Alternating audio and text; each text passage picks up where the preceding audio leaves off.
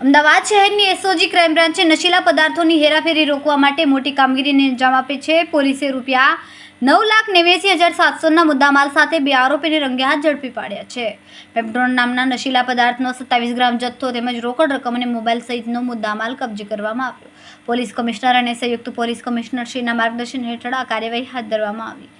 આરોપી તરીકે ચિરાગ બલી મોહમ્મદ હનીફ અને એજાઝ મિયા મોહમ્મદ મિયા અરબને પકડી પાડવામાં આવ્યા। તપાસ દરમિયાન જાણવા મળ્યું કે ચિરાગ બલી હનીફનો ગુનાહિત ઇતિહાસ ખૂબ જ લાંબો છે, જેમાં ચોરી અને નશીલા પદાર્થના અનેક ગુનાઓ સામેલ છે।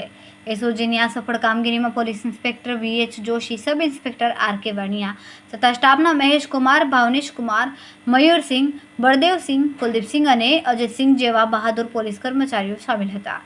હાલ પોલીસે બંને આરોપીઓ સામે એનડીપીએસ એક્ટ હેઠળ ગુનો નોંધાવીને વધુ તપાસ શરૂ કરી છે।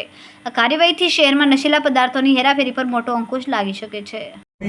જે સામે આવ્યું છે કે આ લોકો પીવાવાળા હતા, વેચવાવાળા નથી, ક્યાંથી લાયા હતા અને કઈ રીતે મોડસ ઓપરેન્ડી તે લોકો લેવા ગયા હતા? એસઓજી ડીસીપી શ્રી રાહુલ ત્રિપાઠી સાહેબની સૂચનાથી અમારા એસઓજીના પીઆઈ શ્રી જોશી સાહેબ અને એમની ટીમ શહેર વિસ્તારમાં નાર્કોટિક્સના કેસોની તપાસમાં હતા। તે દરમિયાન ગઈકાલે સાંજે તેમને માહિતી મળેલ કે મધ્યપ્રદેશના મંદસોરથી એક લક્ઝરી બસમાં 2 શખ્સ કેટલોક નાર્કોટિક્સનો જથ્થો લઈ અને આવનાર છે। જે માહિતી આધારે તેઓ 3 દરવાજા વોચ ગોઠવતા અને આ બસ આવતા એમાંથી આ બંને શખ્સો મળી આવેલ।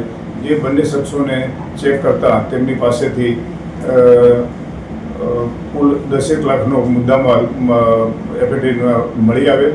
જે પંચનામાની વિગતે કબજે કરી અને આ બંને શખ્સોની વિરુદ્ધમાં નાર્કોટિક્સ એક્ટ મુજબ ગુનો દાખલ કરી અને ધરપકડ કરવામાં આવેલ છે।